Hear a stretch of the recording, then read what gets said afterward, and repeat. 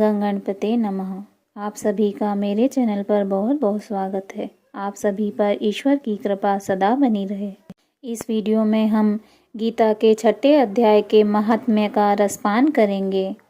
श्री भगवान बोले, हे सुमुखी, अब मैं 6ठे अध्याय का महात्म्य बतलाता हूँ, जिसे सुनने वाले मनुष्यों के लिए मुक्ति आसान हो जाती है। गोदावरी नदी के तट पर प्रतिष्ठानपुर नामक एक विशाल नगर है, जहाँ मैं पिपलेश के नाम से विख्यात होकर रहता हूँ।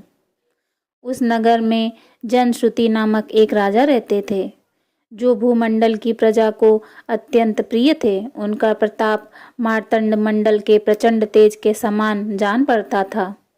प्रतिदिन होने वाले यज्ञ के धुएं से नंदनवन के कल्प वृक्ष इस प्रकार काले पड़ गए थे, मानो राजा के असाधारण दानशीलता को देखकर वे लज्जित हो गए हों। उनके यज्ञ से प्राप्त पुरोडाश के रसास्वादन में सदा आसक्त होने के कारण देवता लोग कभी प्रतिष्ठानपुर को छोड़कर बाहर नहीं जाते थे। उनके दान के समय छोड़े हुए जल की धारा प्रताप रूपी तेज और यज्ञ के धूमों से पुष्ट होकर मेघ ठीक समय पर वर्षा करते थे। उस राजा के शासनकाल में खेती में होने वाले 6 प्रकार के उपद्रव्यों के लिए कहीं थोड़ा भी स्थान नहीं था और अच्छी नीतियों का सर्वत्र प्रसार होता था। वे बावड़ी, कुएं और पोखरे खुदवाने के बहाने मानो प्रतिदिन पृथ्वी के भीतर की निधियों का अवलोकन करते थे। एक समय राजा के दान, तप, यज्ञ और प्रजापालन से संतुष्ट होकर स्वर्ग के देवता उन्हें वर देने के लिए आए। वे कमलनाल के समान उज्जवल हंसों का रूप धारण कर अपने पंख हिलाते हुए आकाश मार्ग से चलने लगे। उड़ते हुए वे सभी हंस परस्पर बातचीत भी करते जाते थे। उसमें से भद्राश्रव आदि 2-3 हंस वेग से उड़कर आगे निकल गए। तब पीछे वाले हंसों ने आगे जाने वाले हंसों को संबोधित करके कहा, अरे भाई भद्राश्रव, तुम लोग वेग से चलकर आगे क्यों हो गए? यह मार्ग बड़ा दुर्गम है, इसमें हम सबको साथ मिलकर चलना चाहिए। क्या तुम्हें दिखाई नहीं देता, यह सामने ही पुण्य मूर्ति महाराज जनश्रुति का तेज पुंज अत्यंत स्पष्ट रूप से प्रकाशमान हो रहा है। उस तेज से भस्म होने की आशंका है, अतः सावधान होकर चलना चाहिए। पीछे वाले हंसों के ये वचन सुनकर आगे वाले हंस हंस पड़े और उच्च स्वर में उनकी अवहेलना करते हुए बोले, अरे भाई, क्या इस राजा जनश्रुति का तेज ब्रह्मवादी महात्मा ऋक्व के तेज से भी अधिक तीव्र है? हंसों की ये बातें सुनकर राजा जनश्रुति अपने ऊंचे महल की छत से उतर गए और सुखपूर्वक आसन पर विराजमान हो अपने सारथी को बुलाकर बोले, जाओ महात्मा ऋक्व को यहाँ ले आओ। राजा का यह अमृत के समान वचन सुनकर महा नामक सारथी प्रसन्नता प्रकट करता हुआ नगर से बाहर निकला। सबसे पहले उसने मुक्तिदायिनी काशीपुरी की यात्रा की, जहाँ जगत के स्वामी भगवान विश्वनाथ मनुष्यों को उपदेश दिया करते हैं। उसके बाद वह गया क्षेत्र में पहुंचा, जहां प्रफुल्ल नेत्रों वाले भगवान गदाधर संपूर्ण लोकों का उद्धार करने के लिए निवास करते हैं। तदंतर नाना तीर्थों में भ्रमण करता हुआ सारथी पापनाशिनी मथुरापुरी में गया। यह भगवान श्री कृष्ण का आदि स्थान है, जो परम महान तथा मोक्ष प्रदान करने वाला है। वेद शास्त्रों में यह तीर्थ त्रिभुवनपति भगवान गोविंद के अवतार स्थान के नाम से प्रसिद्ध है। नाना देवता और ब्रह्म ऋषि उसका सेवन करते हैं। मथुरा नगर यमुना के किनारे शोभा पाता है। उसकी आकृति अर्धचंद्र के समान प्रतीत होती है। वह सब तीर्थों के निवास से परिपूर्ण है। परम आनंद प्रदान करने के कारण सुंदर प्रतीत होता है। गोवर्धन पर्वत होने से मथुरा मंडल की शोभा और बढ़ जाती है। वह पवित्र वृक्षों और लताओं से आवृत है। उसमें 12 वन है। वह परम पुण्यमय है।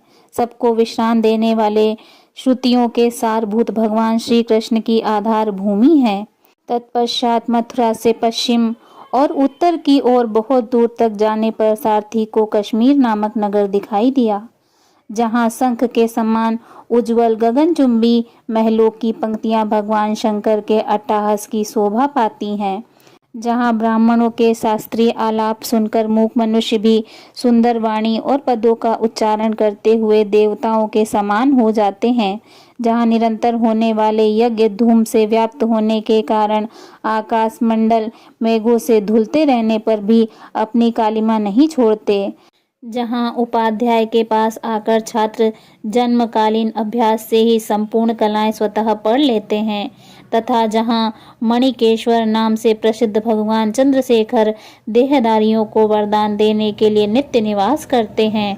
कश्मीर के राजा मणिकेश्वर ने दिग्विजय में समस्त राजाओं को जीतकर भगवान शिव का पूजन किया था, तभी से उनका नाम मणिकेश्वर हो गया था। उन्हीं के मंदिर के दरवाजे पर महात्मा रेक्व एक छोटी सी गाड़ी पर बैठे अपने अंगों को खुजलाते हुए वृक्ष की छाया का सेवन कर रहे थे। इसी अवस्था में सारथी ने उन्हें देखा। राजा के बताए हुए भिन्न भिन्न चिन्हों से उसने शीघ्र ही रेक्व को पहचान लिया और उनके चरणों में प्रणाम करके कहा, हे ब्राह्मण, आप किस स्थान पर रहते हैं? आपका पूरा नाम क्या है? आप तो सदा स्वच्छंद विचरने वाले हैं, फिर यहाँ किस लिए ठहरे हैं? इस समय आपका क्या करने का विचार है? सारथी के ये वचन सुनकर परमानंद में निमग्न महात्मा रेक्व ने कुछ सोचकर उससे कहा, यद्यपि हम पूर्ण काम हैं, हमें किसी वस्तु की आवश्यकता नहीं है, तथापि कोई भी हमारी मनोवृत्ति के अनुसार परिचर्या कर सकता है। रेक्व के हार्दिक अभिप्राय को आदर पूर्वक ग्रहण करके सारथी धीरे से राजा के पास चल दिया। वहां पहुंचकर राजा को प्रणाम करके उनसे हाथ जोड़कर सारा समाचार निवेदन किया। उस समय स्वामी के दर्शन से उसके मन में बड़ी प्रसन्नता थी। सारथी के वचन सुनकर राजा आश्चर्यचकित हो उठा। उसके हृदय में रेक्व का सत्कार करने की श्रद्धा जागृत हुई। उन्होंने 2 खच्चरियों से जुती हुई गाड़ी लेकर यात्रा की, साथ ही मोती के हार, अच्छे अच्छे वस्त्र और 1 सहस्त्र गौएं भी ले ली।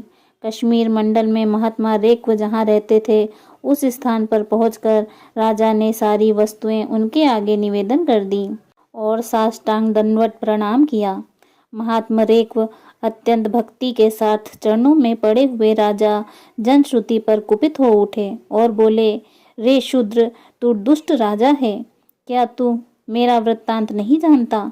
यह खच्चरियों से जुती हुई अपनी ऊंची गाड़ी ले जा। ये वस्त्र, ये मोतियों का हार और ये दूध देने वाली गौएं भी स्वयं ही ले जा। इस तरह आज्ञा देकर रेक्व ने राजा के मन में भय उत्पन्न कर दिया।